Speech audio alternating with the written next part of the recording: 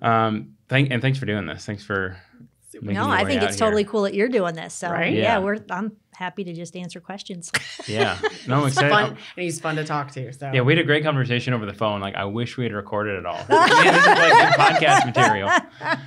But it was good. And yeah, I'm glad you're here. Like, I'm curious to hear about your experience. Sure. So, Kristin, you are the executive director of Social Venture Partners Charlotte. that's correct. And Kerry, you are a volunteer coach. Correct. With Social Venture Partners? Well, Or through the SEED20 SEED20, program, okay. just specifically with that program, but I have my own business outside of coaching for SEED20, and I actually have a coaching business. Oh, okay. So that like aligns perfectly then. So we're lucky to have her because she's a professional coach. Yeah, I feel like she's perfect for it. Wow. So. Well, I know we already talked over the phone, but like, I would love to hear about your experience that led you up to becoming the executive director, and then we can kind of get into. And I'd love to hear from you too. And feel free to chime in at any point. But I'd love to hear how you kind of got to where you're at today. Sure. And then we can get into. I spent 20 years working in corporate America at a variety of Fortune 100 financial institutions. And had a great run doing all kinds of interesting things in operations and vendor management, and ended my corporate career managing the major card brand networks, Visa, MasterCard, et cetera. But I just got a restlessness about me that part of my career was kind of coming to an end. And so I did a pretty unorthodox thing in that I took a sabbatical that I chose to do, and just tried to give myself some space and some time to think about what was next. And it was really cool that in that time, in addition to some fun things personally, I went through and got 2 coaching certifications and really rekindled my excitement around coaching. That was always part of my management style. And so I was looking, and I started my own coaching practice, and I still have it. But I was a little bit isolated, and I love the collaborative nature, and I really missed having colleagues. So I was out there looking for my next adventure, and believe it or not, it was Kerry. Oh, really? Who sent me the job opening for the executive director position at Social Venture Partners last summer, and said, I think you should really take a look at this. And so a little bit of discernment, but along the way, the more I learned about the organization, the more I felt really compelled that it was just a great match for me personally, because of the experience having worked with, business people, corporations, et cetera, the mix of coaching, coaching opportunities. So it just was a wonderful opportunity, and I couldn't be more happy. I joined, we refer to it as SVP, Social Venture Partners, in mid-October. So I've been there. This will be my 6th month. And so you've probably been pretty busy, like as soon as you started ramping up to SEED20 at the end of this month, right? By the time I accepted the role, applications were open, and literally, I think it was maybe my 2nd week on the job, we were having the conversations and going through all the applications and beginning the selection process. So I started right at the very front end of the SEED20 process. Wow. That's exciting. Yeah. And how has your experience been so far? Are you enjoying it? Yeah, absolutely. I am absolutely blown away by how much work is done. We certainly couldn't do it without volunteers like Kerry. Right. Because we're 120 people that are partners of Social Venture Partners. And so they're really the members of our organization that produce the show, but we rely heavily on volunteer coaches in the community like Kerry. Right.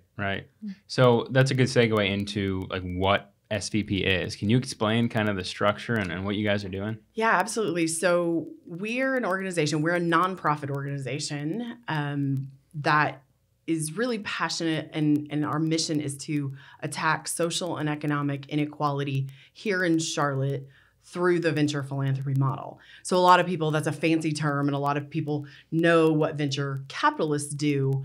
And I tell people, much like venture capitalists invest their time, talent, expertise, and money in high potential businesses that wish to grow, we essentially do the same thing with the nonprofit organizations here in Charlotte.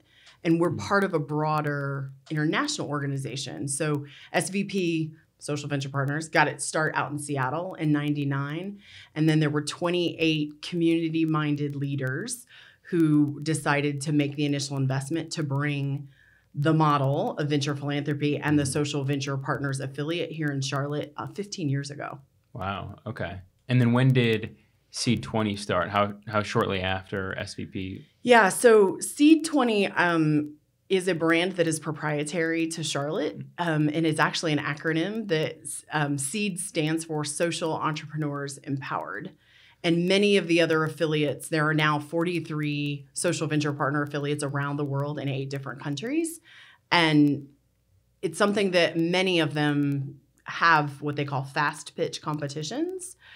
We started and we brought our first fast pitch competition, which we called SEED20, started in 2012. So this is our 9th year. Okay. Wow.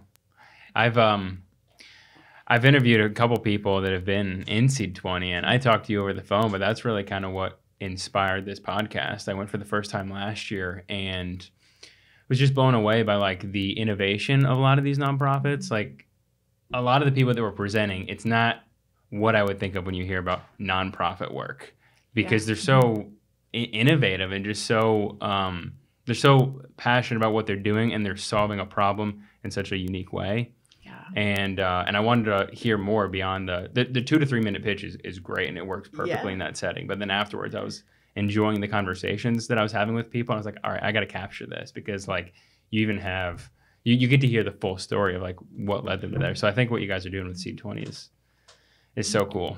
And I think what you say, what struck you was innovation. And that is also one of the big things that we as coaches really look to help our nonprofit that we're working with really highlight their innovation. I mean, because there are hundreds of nonprofits doing phenomenal work in the area, but there's just something unique about the ones that make it into the SEED20 program. And that's what we try to coach them into their pitches, is show how you're unique, show how you're innovative. What you're doing is different than anything else that's out there. And I'm glad it comes across in the audience. Yeah. Oh, it absolutely does. So how did you hear about SEED20? Actually, I'm in a mastermind with some amazing businesswomen, and one of them is a partner at Social Venture Partners. And so she had recommended me as a coach. And so they reached out to me last year, and it was a great experience, and I was thrilled to be able to do it again this year. But it's interesting, at the end of each year, they ask us as coaches, you know, do you know anybody else who could be a coach? And the first person, and probably the only person I wrote down, was Kristin. And within, like I said, probably within 6 months is when we had gotten the notice that the executive director was retiring. And so I looked at the job description, and again, it just, you know, if there could have had anybody else's name just highlighted in my head, it was, I'm like, this is perfect for you. You would be so good in this role, and they would be so lucky to have you, and you would be so lucky to have them. I mean, because again, knowing you and what you bring to the table, I think Social Venture Partners is going to be amazing in you know the next couple of years. They already are, but I just know they're going to be able to do so much more cool stuff with your leadership. So that's exciting. That's so cool how it worked out. She's too kind. No, I'm putting the expectation out there, Kristin. No, but it's really fun, because that's one of the things that I love about our partners is, you know, we work collaboratively. And one of the things I hear over and over and over again is because we're partner funded, right? So our partners pay an annual dues to do this work, but it's their dues that we take and create a fund that we then issue grants from. And then you bring your expertise and your talents. That isn't specific to SEED20. SEED20 is a standalone community-funded program, but the core of the work that we do is funded by our partners. And so we establish a grant fund, and then we pick, you know, the most highly promising nonprofits that are working in a variety of issues, all chasing, you know, the ability to eradicate upward mobility barriers, right? Yeah. But the nice thing about it is our partners come from all backgrounds. You know, her friend Karen, who's been a longtime partner, she's an entrepreneur, but she has an HR background, a coaching background. You know, she's worked at big four, you know, consulting firms. We have entrepreneurs that run their own businesses. We have law partners in prominent legal firms. You know, we have some people who, you know, maybe have retired after a long run at a consulting firm or a big bank in town. We've got former teachers. You know, we really do have a very, you know, diverse set of partners, which makes for a wonderful, bank and network of talents Yeah. that then, depending on what our nonprofits most need, we can then go into our partnership Yeah. and say, okay, here's the opportunities. We need someone to help with donor development, or we need someone to help fill a board seat, or we need someone to walk through strategic planning. Because a lot of these, and essentially with our SEED20 partners too, but many of these organizations, they have a passion and they know what their constituency and the people they're serving, they know what they need. Oftentimes they don't have all the expertise or the resources or maybe even the connections to help them execute it. Right. Yeah, that's what I was thinking when I was sitting at SEED20. I was like, man, like if all of these organizations like had the recognition, which you guys are giving them, the recognition and the support and the resources, like Charlotte could look like a completely different place. And I mean, I love Charlotte. I'm not bashing Charlotte, but like I think it could just soar, Yeah. One thing I'd like to add too about the partners, which again, I find fascinating, and I think it's wonderful in the Charlotte area. When you go to the SEED20 program, you see it. It's a very diverse audience. You've got people, like Kristin said, that are retired and have, given a lot of great years and have great experience, and they want to share that with the nonprofits. But there were a lot of young people. And, one of the things that we see, I used to work in fundraising, and one of the things we see with people who are in their, early 40s and 30s and 20s, when it comes to philanthropy, they want to be involved. They don't just want to, write a check or, I shouldn't say write a check, swipe their credit card to make a donation. Yeah. They want to get involved. And so again, I think the SEED20 program, but also becoming a partner. I've gone to a couple of the educational programs that you all have put together. Yeah. And again, there's a lot of young people that come to this because they're looking for ways to get involved in the Charlotte community and make an impact. Yeah. And so I think that's great that you have so many different types of partners out there who do have lots of expertise in lots of areas, but also really want to make Charlotte a better place. Yeah. They're not just there to write a check. They actually want to be involved. And be educated. I think that's the other differentiated factor in our organization is we are actively, in fact, I just came from the meeting, we're actively always talking about topics that we believe are impacting our community. In January, we held an opioid event that talked about the history and the evolution and the societal impacts of what some might call the opioid crisis. Yeah. And so while that's not a particular area that we're invested in right now, it was very eye-opening for us to hear and learn how the medical community and the prescriptions and all the things, we have a partner who's on the research committee at OrthoCarolina. And they're proactively doing research to talk about alternate pain management strategies so that they can prevent, people from maybe they don't even need to take an opioid. Maybe they can then use an alternate pain management strategy to avoid it completely. And so we're very fortunate that we have some really talented and we have built a pretty strong reputation in town for being collaborative and for bringing experts in to have real conversations about some of the factors that are creating more barriers, right? Right. To and that, to that's the really what issue. you really got to get to the root cause of a lot of these issues. I mean, you can mask it, and I think there are short-term solutions that are necessary. But in the end, like to solve the problem, like you're gonna have to get to the root cause, and having a diverse group of partners, I think is really gonna help with that. Yeah. So these partners or donors, you call them partners, right? Yeah. So are they typically involved then beyond providing a monetary benefit? Like how else are they involved in SVP? Sure. So one of the interesting things, and to be clear, partners get to decide. We don't believe in a whole lot of obligation, right? We want people to be able to be flexible, right? They may be in a different season of life. They, we all have periods of high capacity and more restricted capacity. So the nice thing is that we really do try to have a very individual perspective. When someone comes on board as a partner, they make their contribution to us. We take part of that money and put it towards, the grant fund that we then issue grants from. The other side, helps us cover our operating costs. But we talk to them about their expertise, about the things they like. Many people come to us and are exposed to us through the SEED program. So a lot of times that's their first, I want to be a SEED coach next year. So, of the 120 partners, give or take, we have right now, over 40 of them have touched the SEED20 program in some way, shape, or form. Wow. Not all of them are coaches. We do rely upon the generosity of community sponsors. Wells Fargo has been our presenting sponsor for many years, and we're grateful for their ongoing support. But we have a committee of partners that help us secure those sponsorships. We have a whole nother, set of partners that help us do the marketing for the event and to do the logistics of the event, to run the coaching programs, and not just, helping us find them, but the assignment, the instructions, the voting. I mean, there's a lot that goes on behind the scenes. So we really try, we have an onboarding meeting and really talk through your skills, your interests, what does your capacity look like? Some people love, the SEED event because to be a SEED20 coach, it's basically, 4 or 5 nights between the end of January and the end of March. And those dates and you can carve them out in your calendar and that you're going to be available to do that.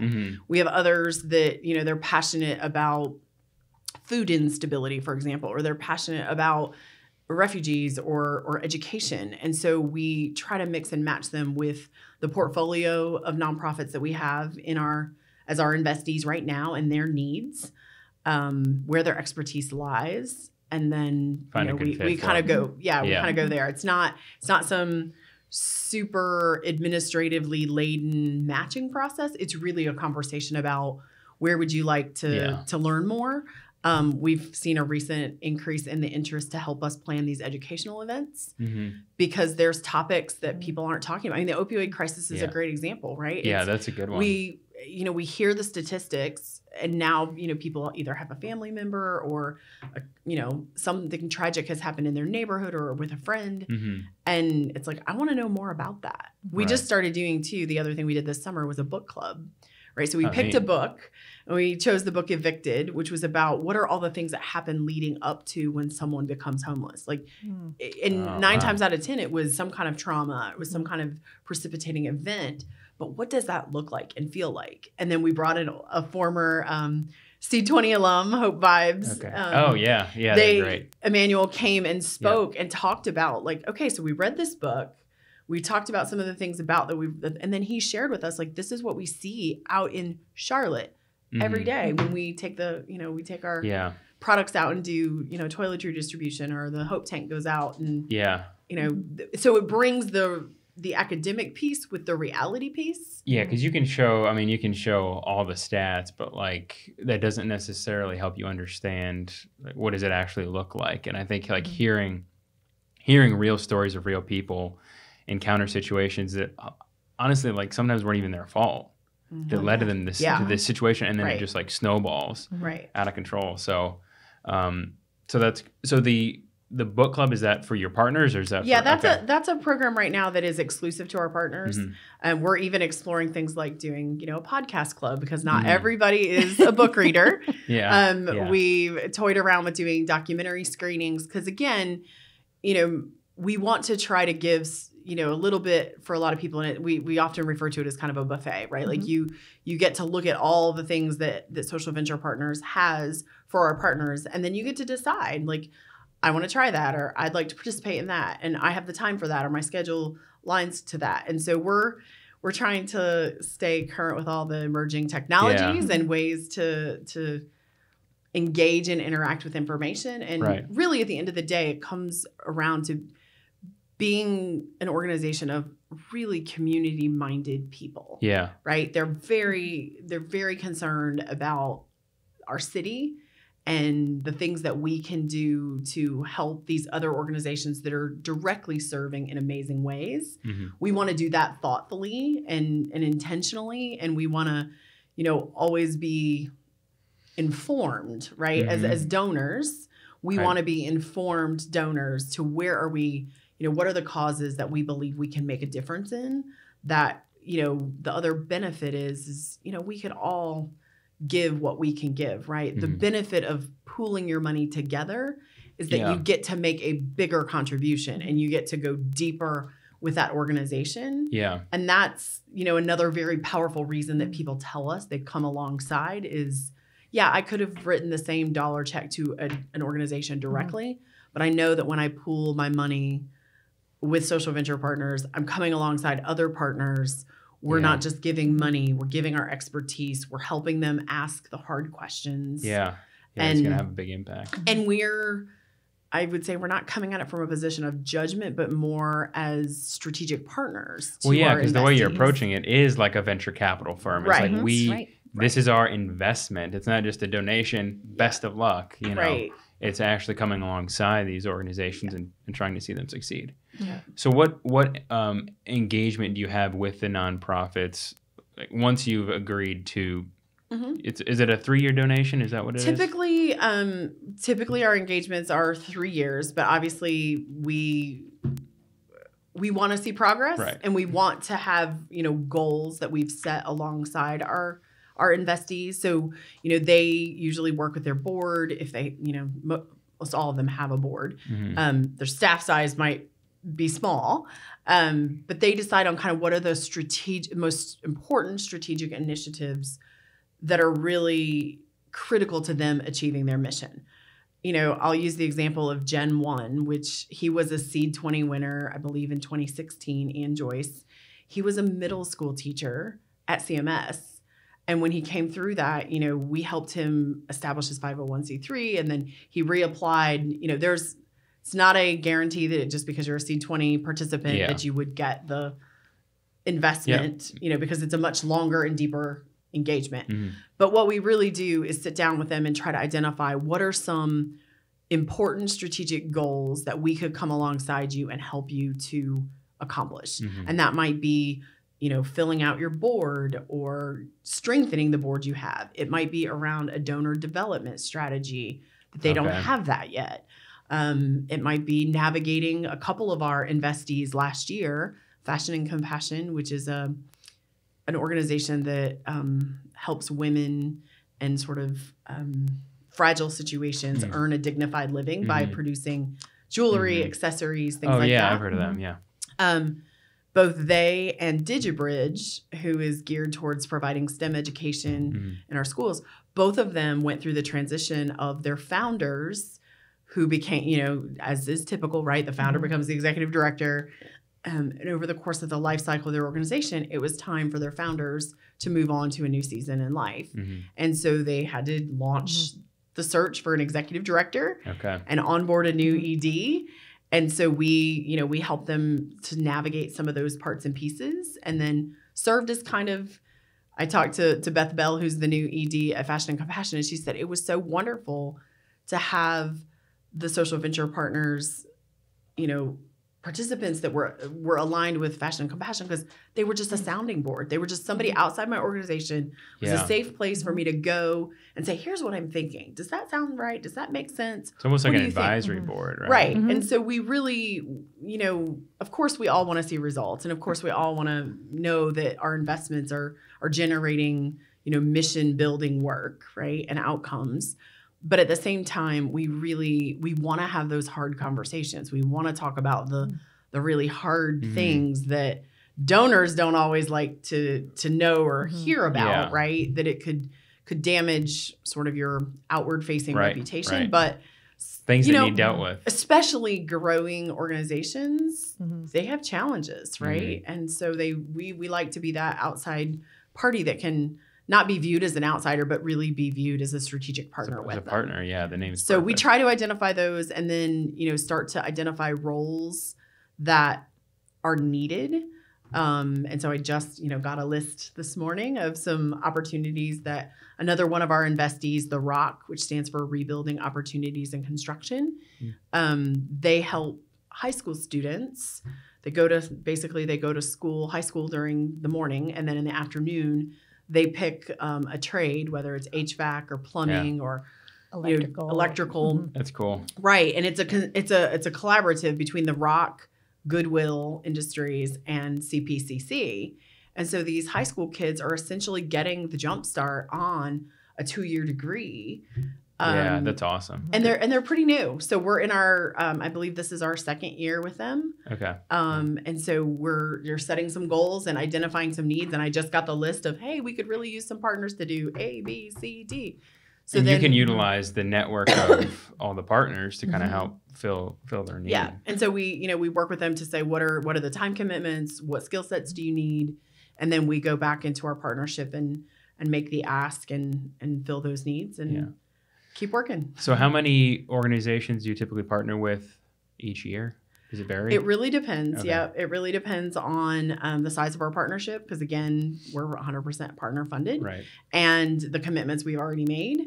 And then we have one unique situation in which we're giving a time only investment.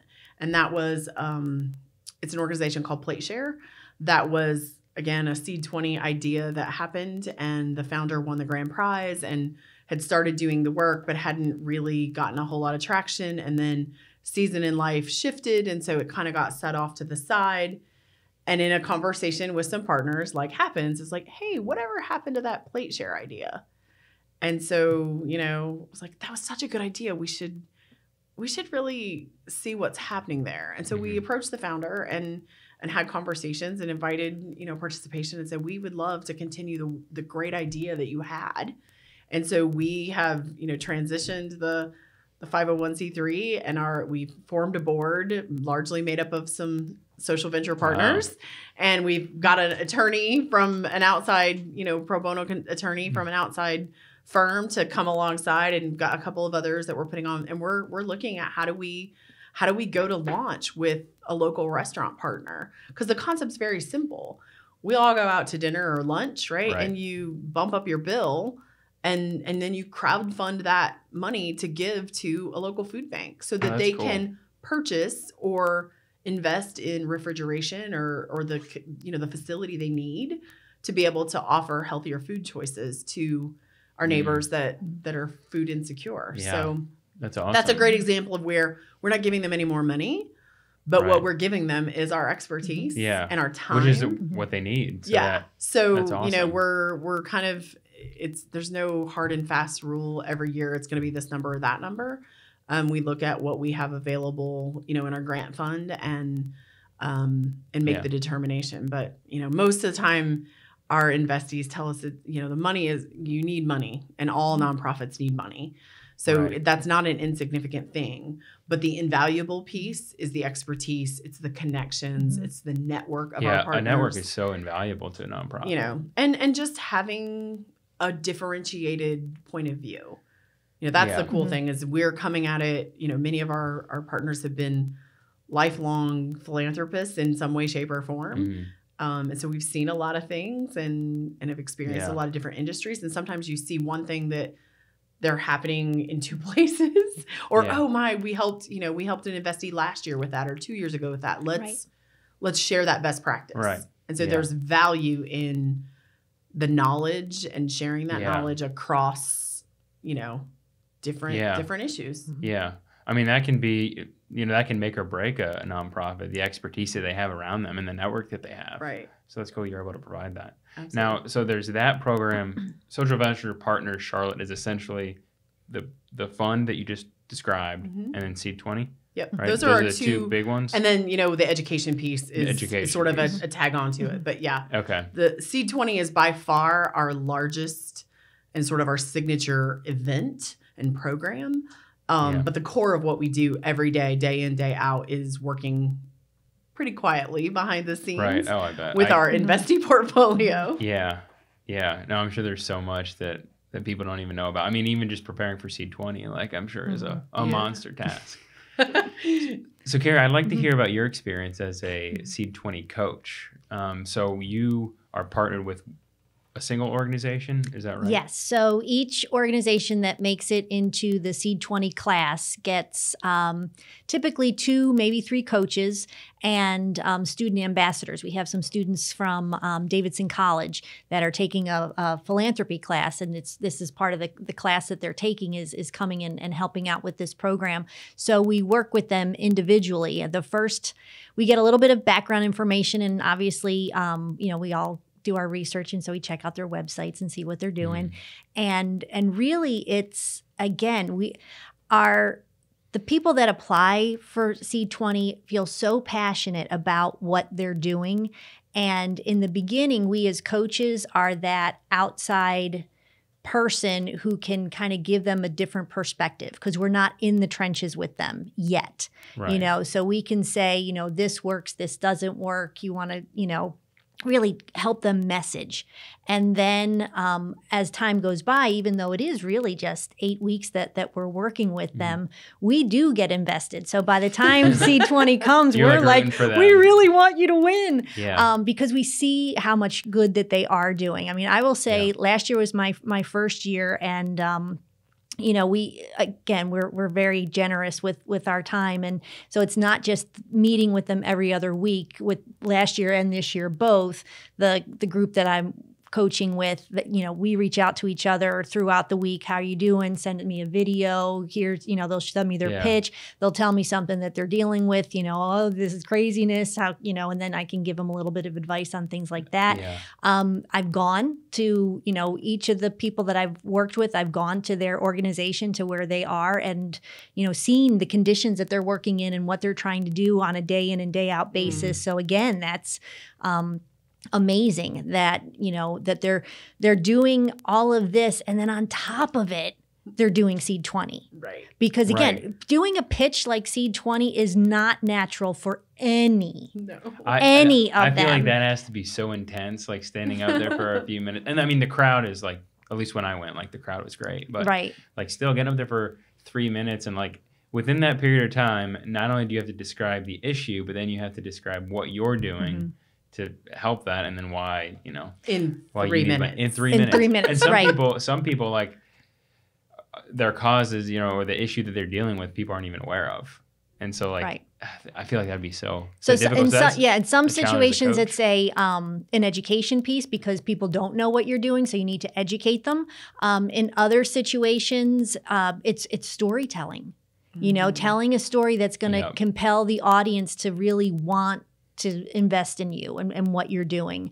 And again, each of these people that get up there, they don't have a problem explaining to you what they do and why it's important, but they totally get wrapped up in their head in, oh my gosh, I am standing up in front of 1,500 people. Like it just, the whole fear of standing up and talking in public is, greater than the fear of death. So that is a big part of coaching, is coaching them through that fear. Again, it's not, yes, we get the message and we can get that together, hopefully in a couple of weeks, and then it's just practice and practice and practice. But throughout all that practice, it's still continuing to get over that fear, the fear of the unknown and of speaking, in public to that large of a group.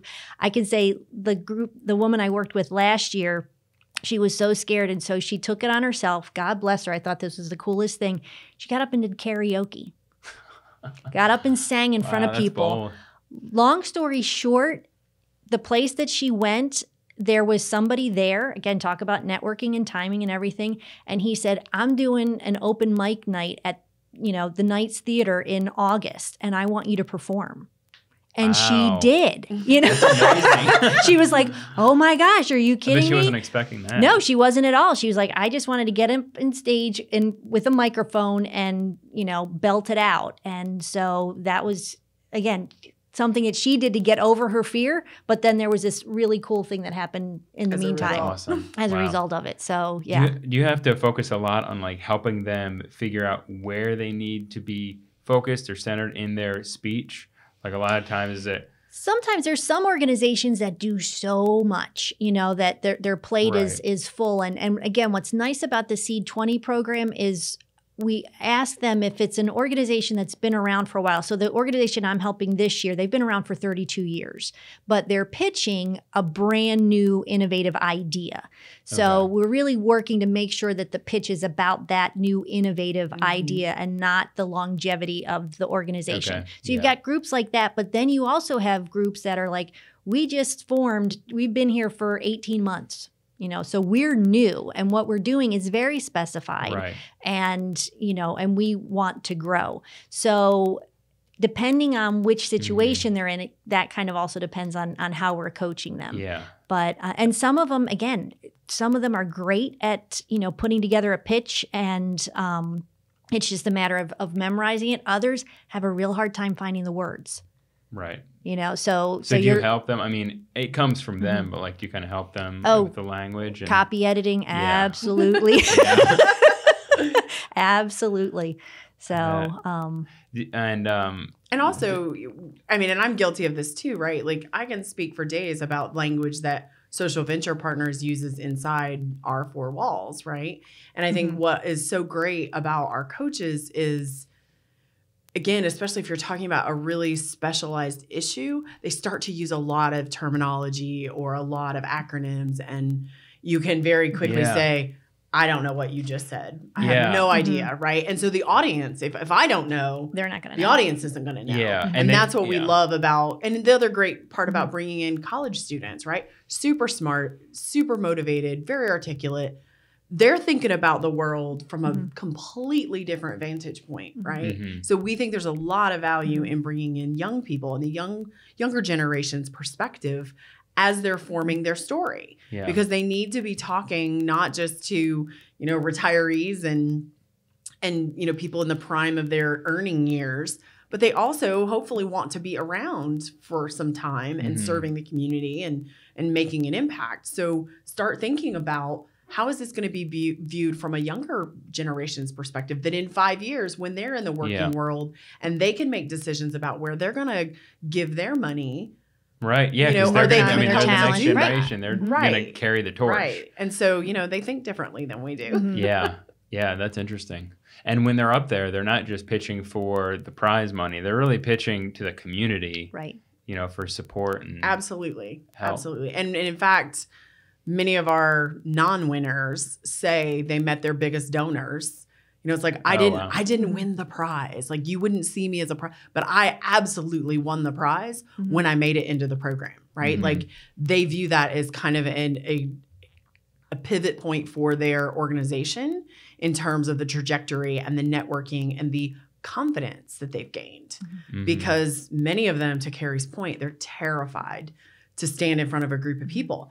Once you've done, once you've stood in front of the Night Theater in front of more than 1,000 people, like, hey, you want me to come and talk to your church group, or you're this or that? I got that. Yeah. Like they start to say invitations. They start to take bolder steps to do, to get in front of more people, and they do so with the ability to really know what it takes to craft a compelling story and to string together sort of that beginning, middle, and end, right? Yeah. And we give them all those tools through our opening coaching orientation and training that we provide, and then certainly through their ongoing sessions with their coaches. Yeah, that's great. I'm just gonna make sure that this is still recording.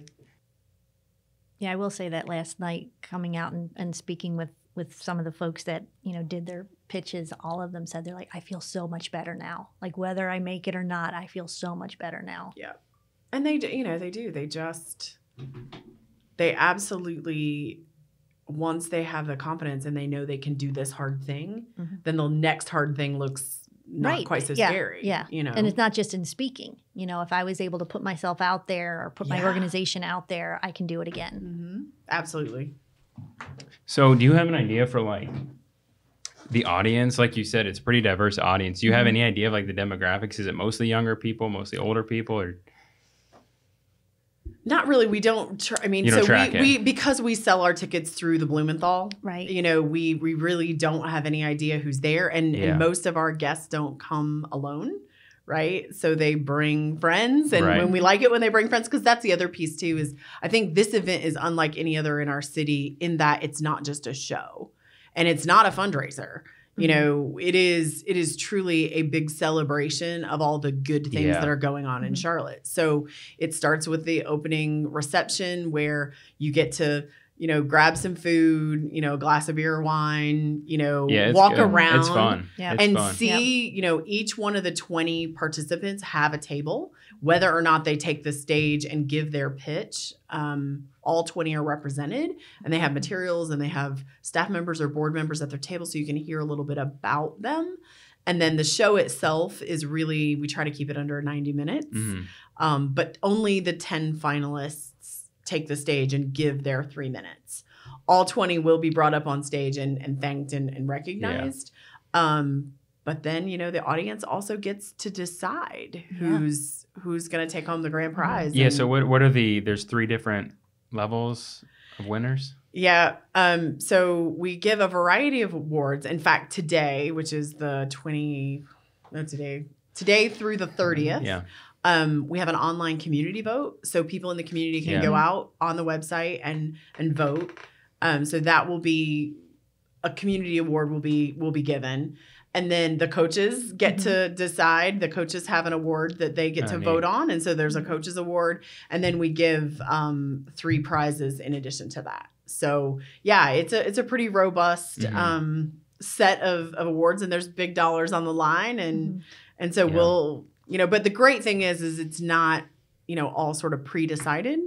The community really does get a say in who wins. And so, and we always, as an organization, we're always just like, we don't know who's going to win. Yeah, because we really don't. Right. You know, it depends on who's in the audience. Yeah, it's not planned. But and then after the show, there's more networking because, you know, you come away now, we hope, frankly, that you have more questions than you have answers, right? Like that's what this event is really, you know, it's like we often ask because we don't do a lot of Q&A or anything like that at the stage. And it's like, no, because we want the community to ask their questions. And we hope we've provoked questions. That's part of why people come is they want to be stimulated to think about some of these things in a different way. So then we have another, you know, celebration, dessert, coffee, more cocktails, you know, to go out and ask, you know, ask questions and go meet the person and say, you just really hit a nerve with me and I want to know more. Right. Yeah. I mean, that's what happened with me. Like you hear the pitches and then you're like, wow, okay, I got to go talk to this person and hear more about that. That's so cool. When you're working with these organizations, Kerry, I guess you work directly with them.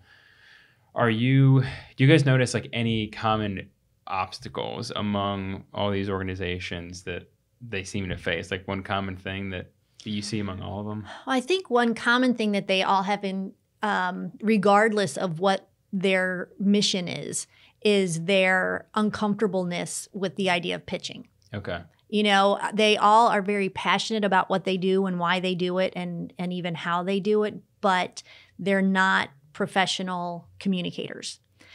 Just like, and that's another reason why organizations like SVP are so wonderful in partnering.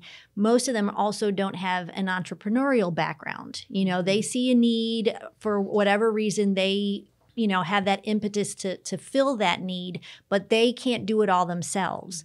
And so again, they need someone to help them with marketing and with networking and with budgeting and with, you know, operations. And, you know, if they have to hire people, you know, how do I go about hiring people? How do I make sure they're the right people? Because I don't have time to keep hiring new people over and over and over again. Or if I have a large volunteer base, people coming in, well, they're volunteering. How reliable are they? You know, I've got to get this done and they're not showing up.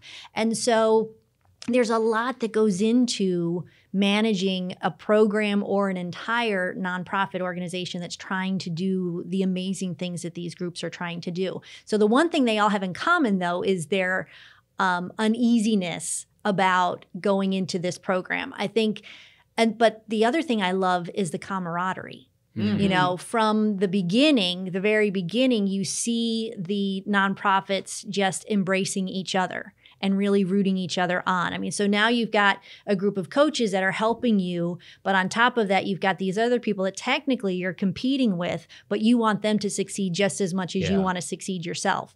And then you also have these new connections with people that understand what you're going through because they're going through the same thing. Even if their cause is different, it's still, I'm trying to manage something that's going to make my community better, you know, and so they have those networks to, you know, to draw from as well. So I think that's something they all have in common. I love, again, the diversity. I think it's so cool to each year, you know, we have groups that are doing things with education and with children. We have groups that are trying to help with housing. We have groups that are trying to help families. We have groups that are trying to help immigrants and refugees. We have groups that are trying to help the environment.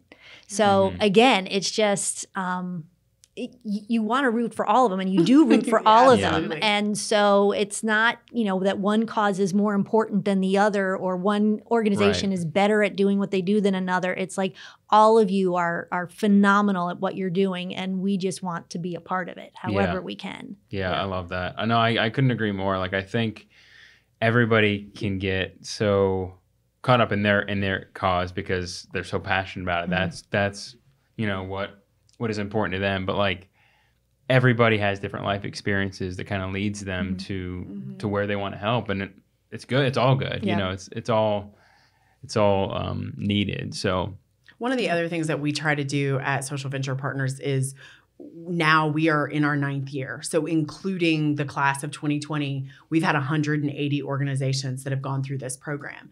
And so, the previous years, right, they're now part of the alumni network. And so we do and have in the past held, Ask a Lawyer night. And so all of our alumni get invited to come back, and, we've worked with local law firms to set up stations and bring your questions, right? Or, we may put on some programming around donor development, because I think that's the other piece that we all need to fundraise in some way, shape, or form, because most of the organizations, you don't always have to pay, or they try to heavily subsidize what you have to pay to receive their services. Right. And so we've seen some really cool opportunities. A very large company in town just wrote a very significant grant to 4 or 5 of our previous SEED alumni to work on an initiative over in the Camp North End in the Druid Hills neighborhood.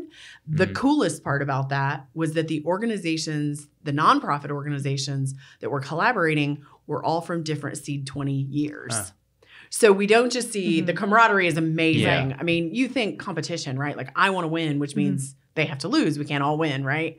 And we just see such amazing support, encouragement, collaboration. That camaraderie is very real. But then you see it cross the years too. And so, it's like, oh, I was in SEED20 in 2017, or I was part of the class of 2014, or I was in the original class in 2012. And there's just this like, you'll survive it. Like, you'll make it. There's, and just wait. The best is yet to come. Right. And oftentimes that's kind of what people tell us. Like, SEED20 is just kind of the beginning. You're just, especially for new organizations, maybe not necessarily, because we do have this year a number of organizations that are existing. They've been around for a long, long time, but they have a brand new idea and a brand new program that needs the innovation support. Yeah.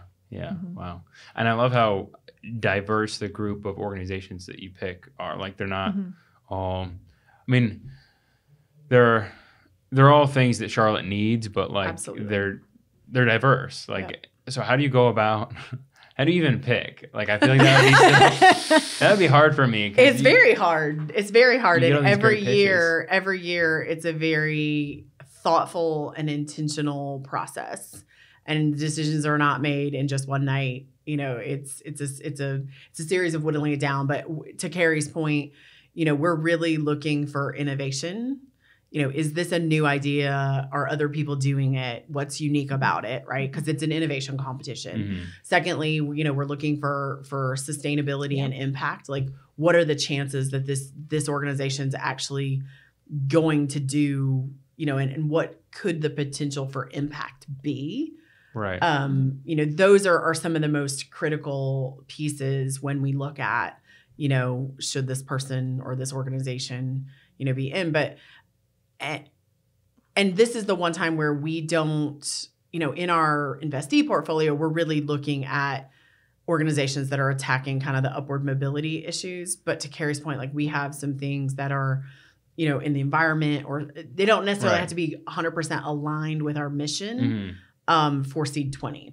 So now, is that SVP Charlotte, or is that SVP as a whole? So each affiliate in the Social Venture Partners International Network, and there's 43, around the world, they are free to choose their unique mission. Okay. Right. So there are some organizations, some SVP affiliates in other cities where maybe they're really supporting youth, or they're supporting education. When the study came out many years ago about Charlotte's mobility challenges and being sort of at the bottom of the list, we decided that rather than pick a specific issue or be organized around education or housing, and we used to be organized that way. But we made the pivot to allow ourselves the flexibility to invest in those ideas and organizations that we think have the best chance at removing those social and economic barriers. And that's given us the ability to be flexible. Like right now we happen to have 3 education, but they're all from completely different perspectives. Profound Gentleman is working specifically with male educators of color. You know, it's like, hey, if you want to help the students get better, help the teachers, like develop the teachers, attract and retain teachers that look like the students, right?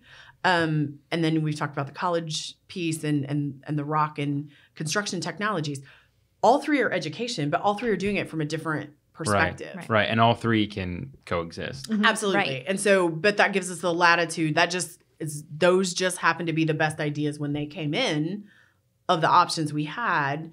You know, who knows what it will be next year and the years beyond. It may be food or housing or something else. Yeah. So we like the flexibility, and I love the diversity of, we're not trying to stay with these organizations forever.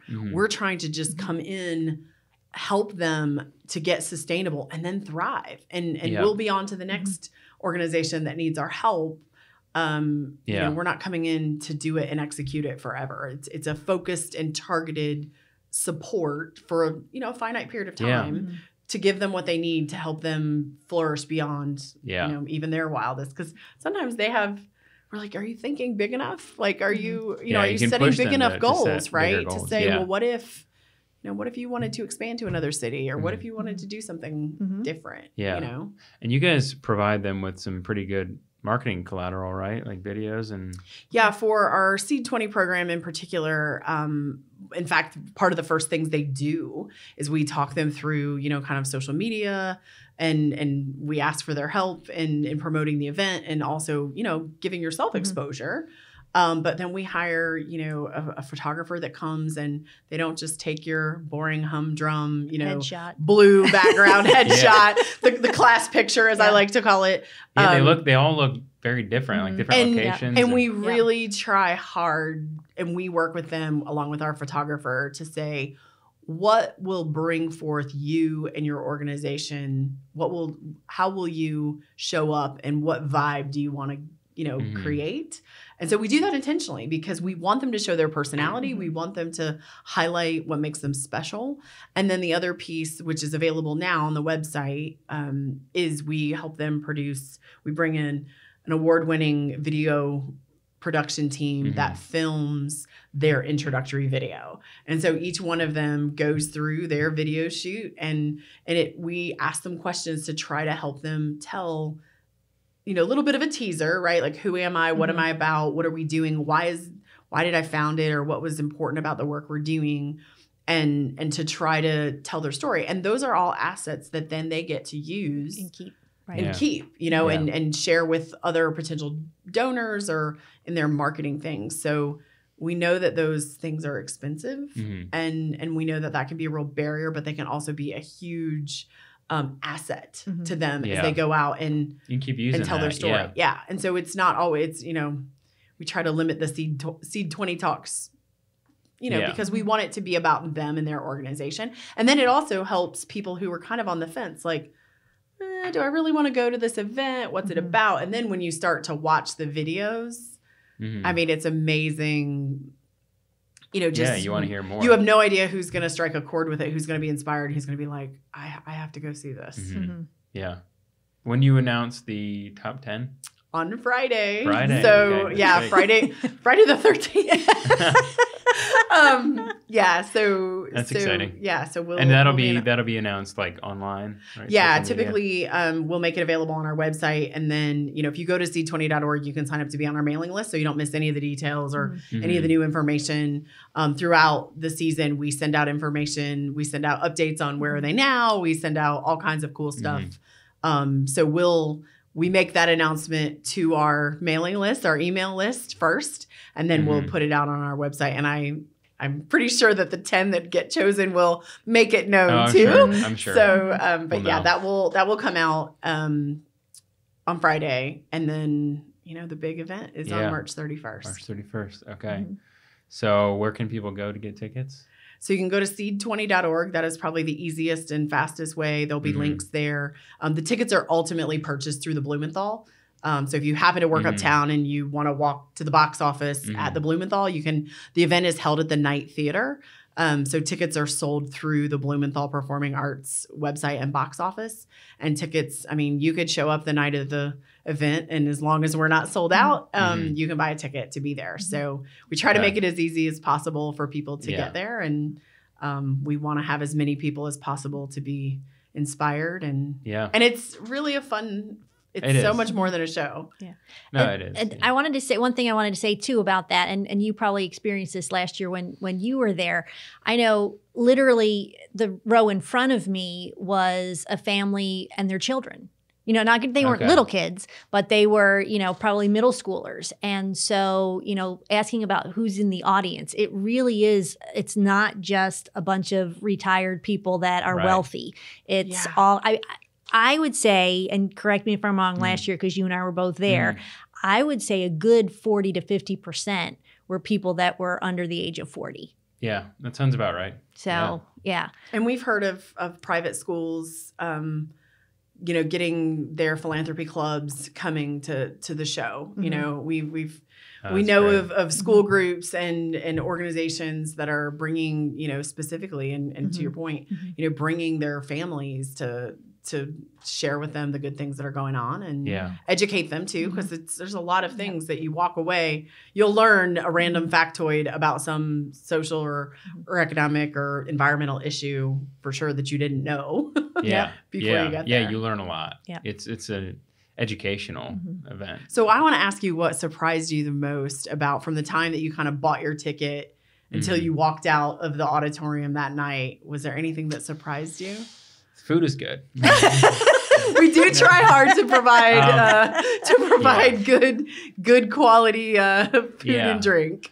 I mean, I guess so. I hadn't been before, and I guess I don't really know what I was expecting, but I expected to be kind of just like a smaller, you know, organization is going to just go up and give a little pitch, and that'll be it. Like, I didn't realize how like well done it was going to be, like from the marketing, the setup, the booths, just the whole event. Like I feel like was really well done, and like it kept me intrigued. Like I wasn't counting down to when can I go get some more food and drinks. Like I was like really like I wanted to hear more from everybody, and like and I feel like every time somebody got up and gave a pitch, I was like, oh, okay, I'm voting for that person. The next person would get up and I'd be like, I need to vote for this person. And then it would just keep going. So like, it just kept me like engaged the whole time.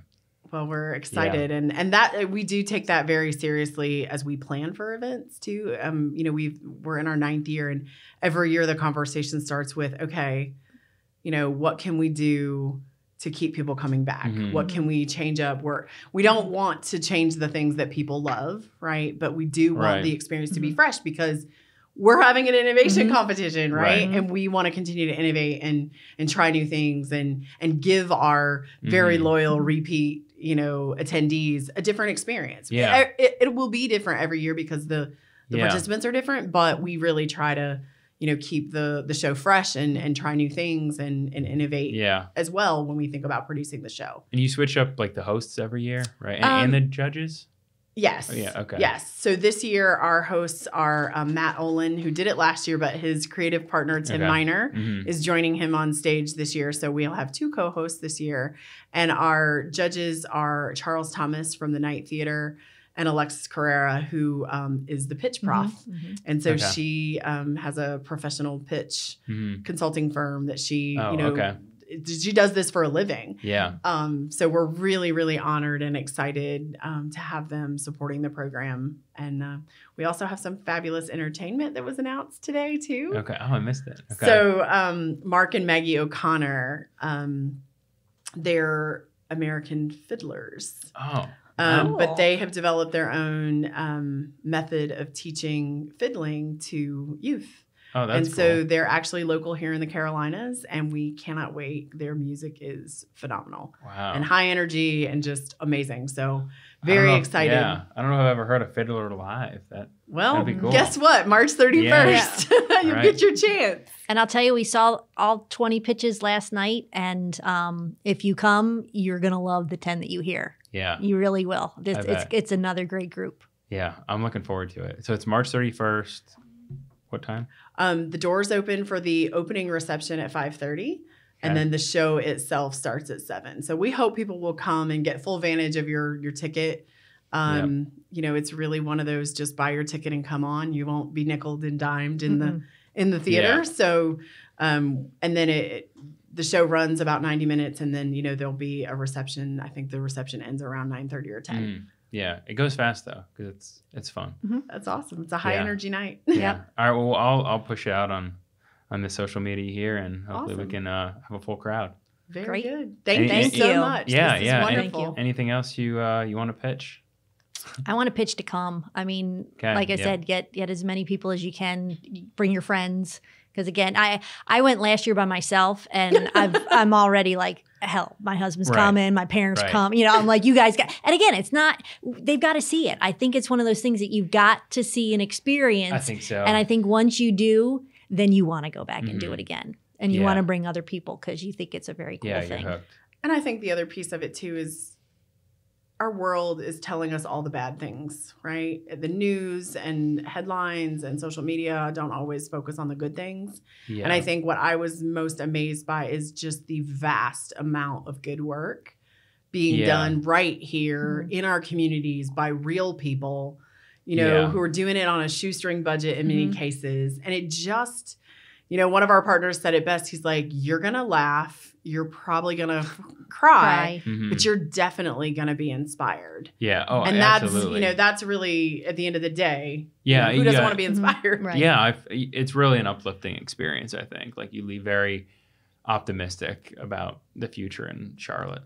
Yeah. Well, we're grateful that you continue to use your podcast channel and medium to highlight the good stuff. I mean, I know I've been exposed to nonprofits I didn't know that were happening just by going back and listening to your episodes. And so I really want to commend you for taking the time and the initiative, and we're honored that we might have played a little part in helping you played a very big part in it. and helping you to decide to take the plunge. Because I think that's the other message the ripple here effect. is if you walk away thinking, okay, what could I do? And just take that first step. You know, what is one small thing you could do to make tomorrow better than today? And we hope that will snowball into many good things to come. Yeah. Well said.